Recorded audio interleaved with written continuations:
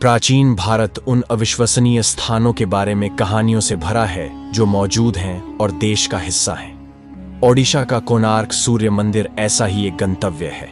700 साल पुराना यह मंदिर कई कहानियों और रहस्यों से घिरा हुआ है। समय में परिवर्तन, शहरों का विकृत होना और पुनर्निर्माण होना, राज्यों का उत्थान और पतन और पहचानों का मिट जाना, ये सभी चीजें मंदिर में घटित हुई हैं। कोणार्क सूर्य मंदिर के रहस्य आकर्षक मिथकों और लोक कथाओं से घिरे हुए हैं, जो सुलझे हुए और अनसुलझे दोनों हैं। मंदिर के बंद प्रवेश द्वार के पीछे के रहस्यों से लेकर 1 सदी से भी अधिक समय पहले नर्तकियों की भूतिया आत्माओं तक, यह मंदिर कई आकर्षक रहस्यों का घर है। सूर्य मंदिर का निर्माण राजा नरसिम्हा प्रथम 1288 से 1264 ईस्वी के शासनकाल के दौरान बंगाल की खाड़ी के करीब 12 एकड़ के विशाल क्षेत्र में पूरा राजस्व खर्च करके किया गया था। 12 वर्षों तक राज्य 1556 से 1605 ईस्वी। हालांकि यह मंदिर अब यूनेस्को विश्व धरोहर स्थल है और इसकी अधिकांश संरचना खराब हो गई है, फिर भी यह भारत के सबसे लोकप्रिय मंदिरों में से एक है। इस संरचना का निर्माण काले ग्रेनाइट से किया गया था और इसे पूरा होने में 12 साल लगे। यह मंदिर अपनी कलात्मक भव्यता और इंजीनियरिंग कौशल के लिए प्रसिद्ध है। विशेषज्ञों के अनुसार इसे सूर्य की रोशनी की पहली किरणें मुख्य द्वार पर पड़ने देने के लिए डिजाइन किया गया था। आज भी पहियों पर पड़ने वाली सूर्य की किरणें, जो धूप घड़ी का काम करती हैं, का उपयोग समय बताने के लिए किया जा सकता है। भारत में सैकड़ों प्राचीन भव्य मंदिर हैं, जिनकी संरचनाएं बेजोड़ और खूबसूरत हैं, जो आज के आधुनिक इंजीनियरिंग और विज्ञान को भी आश्चर्यचकित कर देती हैं। उनमें से एक है कोणार्क सूर्य मंदिर का रहस्य, जो बेहद दिलचस्प है। मंदिर का दरवाजा 118 वर्षों से अधिक समय से बंद है।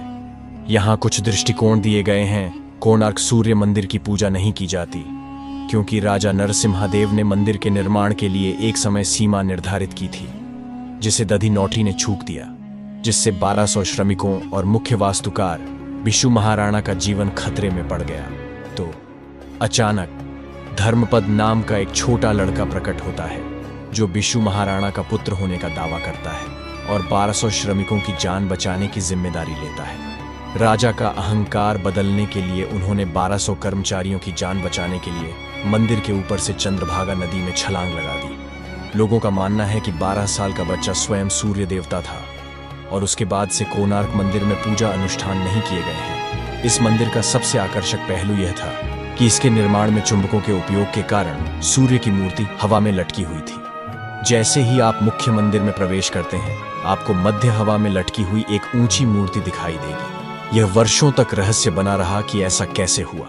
लोग इस बात से अनभिज्ञ थे कि यह चारों तरफ से चुंबकीय क्षेत्र था, जिसके कारण ऐसा हुआ। हालांकि इसके परिणाम स्वरूप मूर्ति को हटाना भी पड़ा। हालांकि यह ऐतिहासिक रूप से सिद्ध नहीं हुआ है।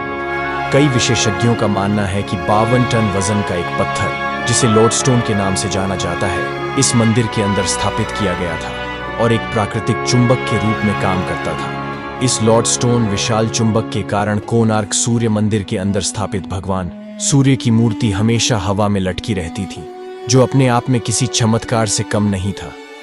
अलग अलग लोग अब अलग अलग कहानियां बताते हैं कि इस चुंबक का क्या हुआ और यह अब कहां है।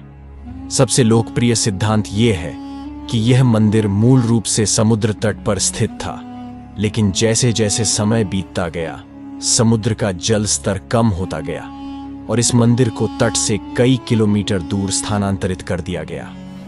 एक किंवदंती के अनुसार लॉर्डस्टोन का चुंबकीय खिंचाव इतना मजबूत था कि इससे क्षेत्र से गुजरने वाले जहाजों के कंपास में गड़बड़ी पैदा हो गई थी। इससे नाविकों के लिए नेविगेशन और अधिक कठिन हो जाता। किंवदंती के अनुसार पुर्तगाली नाविक अपने जहाजों को बचाने के लिए इस चुंबक और मंदिर से भगवान सूर्यदेव की मूर्ति को अपने साथ ले गए, जिसके कारण कोणार्क सूर्य मंदिर का चुंबक बाहर निकल गया।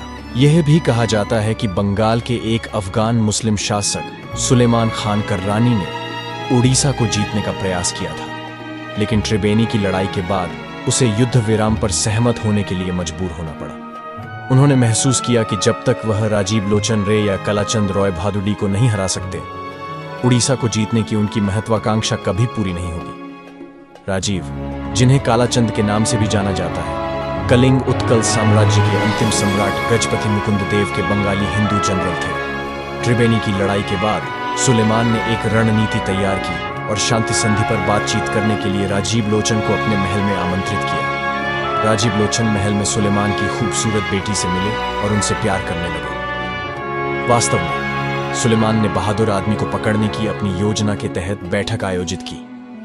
जैसे ही उन्हें एहसास हुआ कि राजीव उनकी बेटी की सुंदरता की ओर आकर्षित है, उन्होंने प्रस्ताव रखा कि वह इस्लाम अपना लें और अपनी बेटी से शादी करें। हालांकि राजीव ने प्रस्ताव दिया कि लड़की हिंदू धर्म अपना ले ताकि वह उससे शादी कर सके। सुलेमान सहमत हो गए, लेकिन हिंदू पंडितों ने इस विचार का कड़ा विरोध किया और दावा किया कि हिंदू धर्म में परिवर्तन अवैध है। उनके फैसले से राजीव क्रोधित हो गए और अंततः उन्होंने इस्लाम धर्म अपना लिया, एक मुस्लिम लड़की से शादी की और काला पहाड़ की आड़ में उड़ीसा पर उग्र हमला किया।